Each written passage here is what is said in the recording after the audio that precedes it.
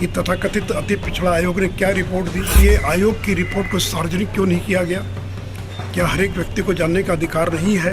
28 नवंबर के आदेश की अवमानना कर जबरदस्ती और जल्दबाजी में नगर निकाय चुनाव करा रही है। फिर नए लोगों को चुनाव में भाग लेने से क्यों रोक दिया गया?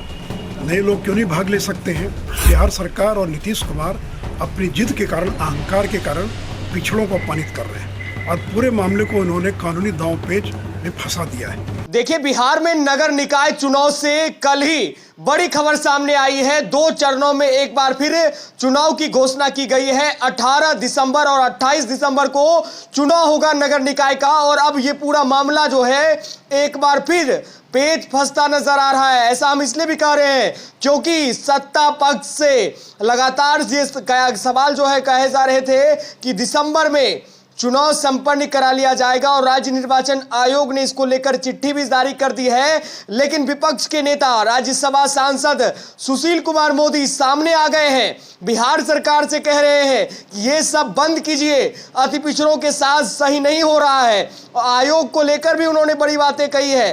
क्या कुछ कह रहे हैं सुशील कुमार मोदी, पहले हम आपको वो सुनाते हैं।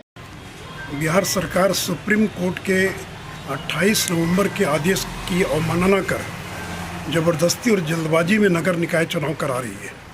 सुप्रीम कोर्ट ने जब 28 नवंबर को आदेश पारित कर दिया कि बिहार सरकार ने जो आयोग गठित किया था उसको रोका जाए, उसको अधिसूचित न किया जाए, उसके बावजूद बिहार सरकार ने आयोग की रिपोर्ट लेकर और चुनाव अधिसूचित कर दिया। दूसरी बात ये कि ये आयोग की रिपोर्ट को सार्वजनिक क्यों नहीं किया गया? क्या हर एक व्यक्ति को जानने का अधिकार नहीं है कि तथाकथित अति पिछड़ा आयोग ने क्या रिपोर्ट दी? तीसरी बात कि आप पुराने ही आरक्षण के आधार पर चुनाव करा रहे हैं। आपको चाहिए था कि जो रिपोर्ट आई है उसमें नए सिरे से आरक्षण का निर्धारण कर और तब आप चुनाव कराते। फिर नए लोगों को चुनाव में भाग लेने से क्यों रोक दिया गया? नए लोग क्यों नहीं भाग ले सकते हैं? तो देखिए, बिहार सरकार और नीतीश कुमार अपनी जिद के कारण, अहंकार के कारण पिछड़ों को अपमानित कर रहे हैं और पूरे मामले को उन्होंने कानूनी दांवपेच में फंसा दिया है। मैं अभी भी बिहार सरकार से आग्रह करूंगा कि सुप्रीम कोर्ट में जाइए, अपने पक्ष में निर्णय लीजिए, और नहीं तो ये चुनाव रुकने का खतरा है। और नए उम्मीदवारों से भी मैं अपील करूंगा, जो चुनाव लड़ने वाले लोग हैं, कि खर्च सोच समझ कर करिए। चुनाव कभी भी रुक सकता है, कभी भी इस पर कोई रोक लग सकती है।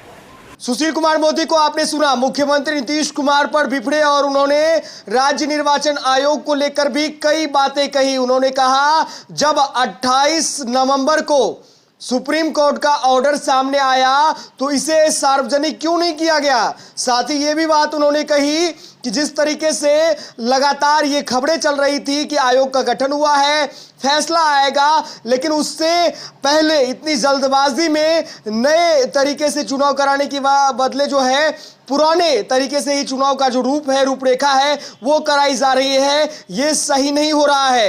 ये तमाम बातें जो है सुशील कुमार मोदी ने कही है। बता दें आपको, राज्य निर्वाचन आयोग ने एक बार फिर पूरी तैयारी कर ली है, लेकिन विपक्ष के नेताओं के द्वारा लगातार अब ये बयानबाजी हो रहा है कि नगर निकाय चुनाव एक बार फिर अति पिछड़ों के आरक्षण के खिलवाड़ के साथ किया जाएगा।